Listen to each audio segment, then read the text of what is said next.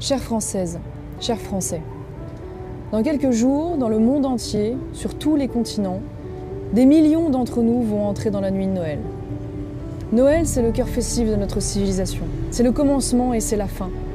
C'est un moment suspendu de chaleur humaine où se réunissent les Français, ceux qui croient au ciel et ceux qui n'y croient pas, où l'on pense à ceux partis trop tôt et où l'on gâte les derniers arrivés. Il y a 2000 ans, un petit enfant est né dans l'humilité de Bethléem pour sauver l'humanité et devenir à jamais le prince de la paix, le sel de la terre et la lumière du monde. Son message de vérité, de réconciliation, d'amour a façonné durablement le génie et l'esprit européen. Oui, je veux que la France et l'Europe restent chrétiennes, car j'aime la grandeur et j'aime la beauté qui émane de cet héritage et de cette promesse.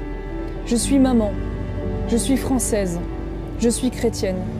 Et pour toutes ces raisons, c'est au pied de Notre-Dame de Paris que je viens vous souhaiter un très joyeux Noël.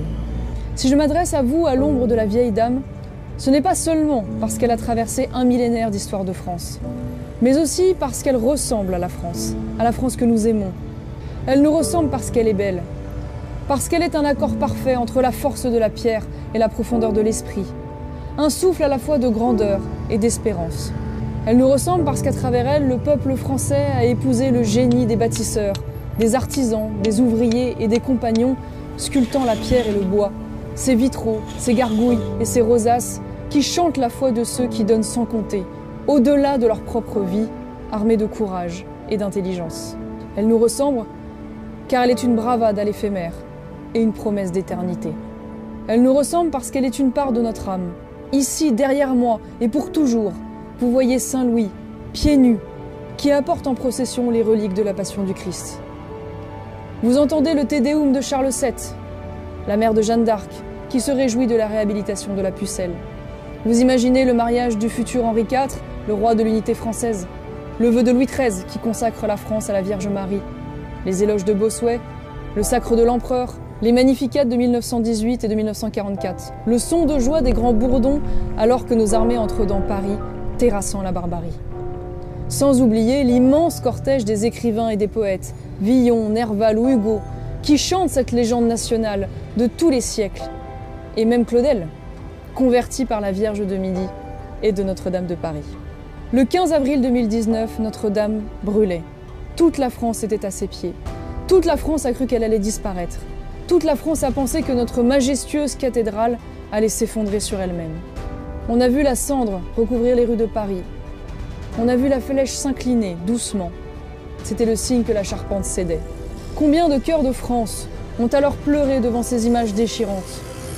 Combien ont cru voir, devant l'embrasement de ce monument, le symbole de la disparition de notre civilisation tout entière? Cette nuit-là, c'est tout un peuple en silence et en prière qui a enveloppé Notre-Dame de Paris, devenue pour un instant Notre-Dame de la Nation, Notre-Dame de France. Puis, au petit matin, miracle. Les tours sont encore debout, la charpente n'a pas cédé, la tunique de Saint-Louis et la couronne d'épines sont intactes. Les vitraux ont tenu. Même le fier coq gaulois qui a chuté depuis le haut de sa tour a été retrouvé entier parmi les débris. La cathédrale Notre-Dame de Paris a vaincu. Cette nuit de flammes et de douleur, c'est une allégorie française, celle du désespoir et de l'épreuve surmontée. On a cru si souvent que la France allait mourir et elle a survécu. On a cru si souvent que la charpente de la France allait s'effondrer et elle a demeuré jusqu'à nous. Aujourd'hui, notre pays traverse le feu. La France se consume et est en proie à toutes les blessures. Mais elle vaincra, comme la cathédrale Notre-Dame. Le toit est peut-être effondré, mais les fondations sont là. Le cœur sacré n'a pas cessé de battre et nous rebâtirons. Oui, nous rebâtirons, comme la flèche retrouvée de Notre-Dame qui nous relie de nouveau vers les étoiles. C'est quand tout semble perdu que tout renaît. À travers cette épreuve, c'est notre histoire et notre vocation qui sont convoquées. C'est un appel aux héritiers et aux bâtisseurs de France. Aimez votre pays, aimez la France de toujours, protégez-la, défendez-la et soyez au rendez-vous pour bâtir la France de demain.